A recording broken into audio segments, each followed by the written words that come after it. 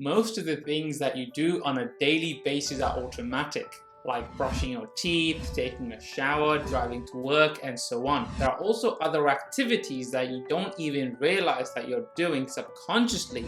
And this is also true when it comes to handling your money. So in this video, I will talk about money habits that are keeping you poor. Before recognizing these habits, I always had difficulty saving money.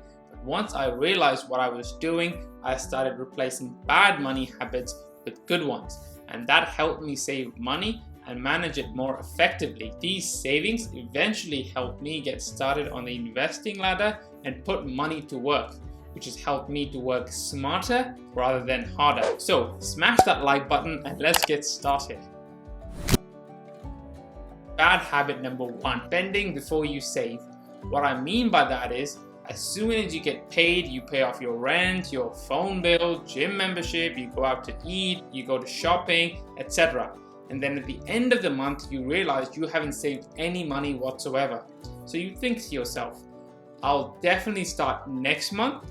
And then in the next month you say, oh, I'll start the next month, and so on. And the same thing happens again and again and again. Every time you think to yourself, oh, I'll save money if I have any left, the problem is there's never any money left to save.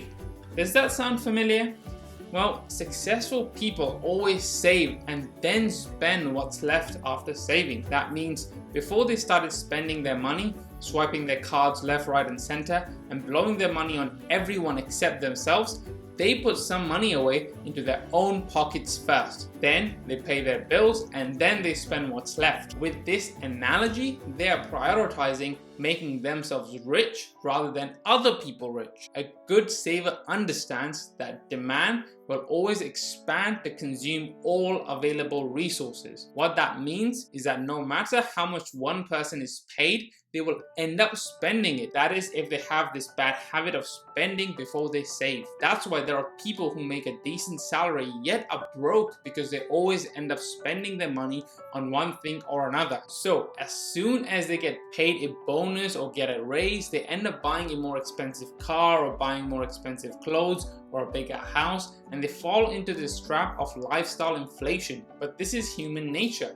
If you're given a project that is due in 4 weeks' time, most people will take all that time to finish it. On the other hand, if the assignment was due for the same day, then you'll have to get focused and get it done. So just like that, your expenses will rise to consume your full income. Now, whether you earn $40,000 a year or $1 million a year, bad spending habits mean you won't be able to save. That's why making more and more money isn't always the answer, as your spending will rise to consume all your income. So in short, don't save after spending, spend what's left after saving. You have to treat saving like it's a bill. So as soon as you get paid, commit to setting aside a reasonable portion of your income. If you're just starting out, think about starting with as little as 10%.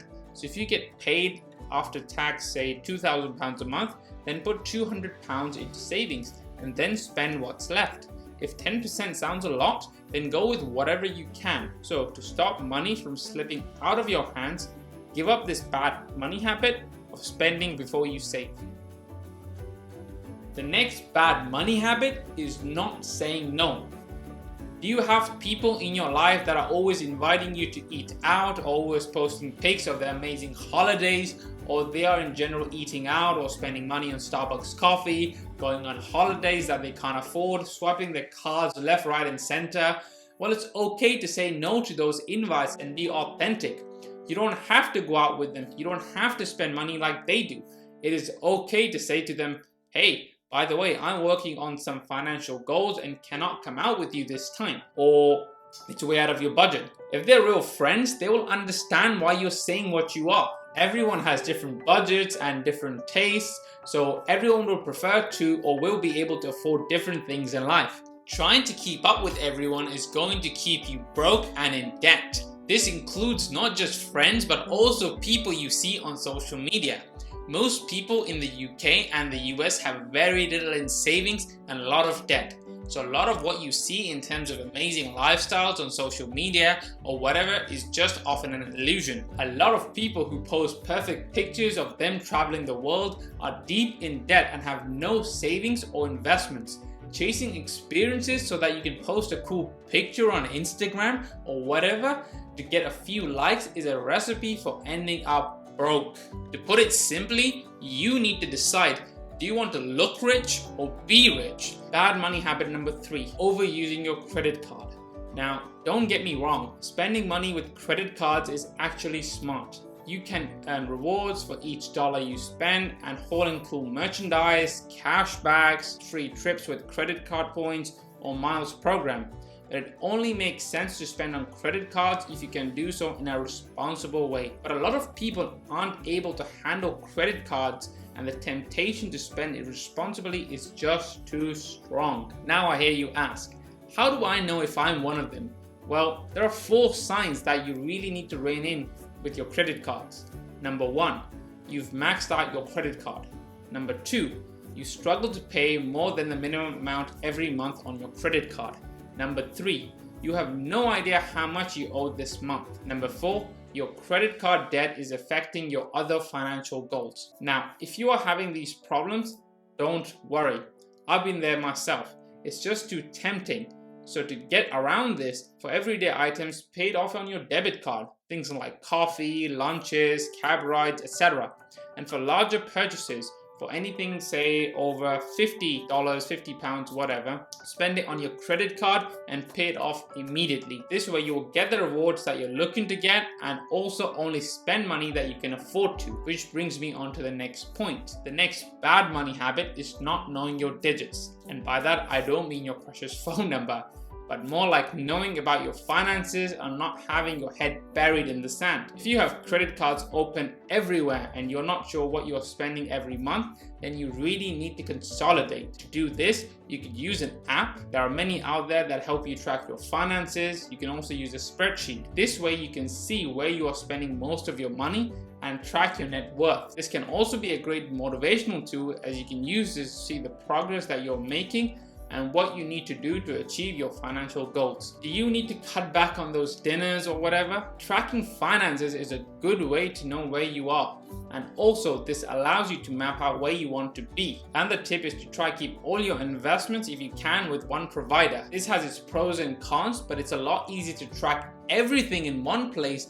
than having to remember multiple passwords and usernames to different online accounts. The key is to muster up the courage to understand where you stand financially, and I know it can be quite a humbling and sobering moment for most people, but until you know what your starting point is, it is impossible to get where you want to be. I mean, how can you get where you want to be until you know where you are now? So give up the bad habit of being oblivious about your finances and build the habit of being organized and looking at your numbers regularly. The next bad money habit is waiting too long to start investing. I hear this a lot when someone says I'll start investing when I have more money, and this can be a slippery slope, as you can tell yourself, oh, I'll start investing when I have more money or when I've done this, that, etc.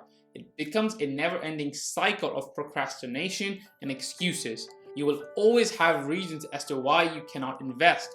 Not enough money, not enough knowledge, not enough time, or got some other priorities, etc., etc. But the longer you put off investing, the more you will have to invest to gain the same level of financial freedom as someone else who starts investing earlier. For example, a 25-year-old who invests $100 a month for 40 years and earns 12% annual return, when that person retires at 65, their investments will be worth just over $1 million. If the same person were to start investing $100 per month at the age of 35, they'll only have around $300,000 by the time they've reached 65. Those 10 years cost you $700,000. The longer you wait to start investing, the more of your own money you will have to invest to get to the millionaire status. Now, these could be pounds, rupees, whatever. But the point is, start investing today. Even if that is $20 a month, start investing. When you're young, you have time, and that is an invaluable asset that you can utilize to create wealth. So don't wait. It is really easy to start investing if you just invest your money via a low-cost index fund. I've talked about this in one of my videos, which is linked up here, and a card should pop up anytime soon. I also have some other tutorials that you can watch to help manage your money better and invest. So perhaps set aside some time to watch those and get investing. You'll be glad you started when you did. If you feel that the idea of investing isn't something for you, then you need to reframe how you think about it. It's not about discipline or deprivation. It's about taking care of future you. It's a form of self-care, which is fun. It makes your life so much better. If you recognize yourself doing any of these money habits, be gentle with yourself and don't beat yourself about it, because most of us are not taught this in school or from parents. People with good money habits learn it the hard way by screwing up and wanting to do better. I'm not perfect by any means either, and a lot of what I talk about in this video, I needed to be reminded by it myself. It's all about having the awareness, financial literacy to notice whether your daily actions bring you closer to your financial goals or take you further. And to get the ball rolling, check out my YouTube channel for more videos to inspire you and teach you more about money. Please like this video if you found it useful and subscribe for more videos. I post every Wednesday, so see you next week, same time, same place.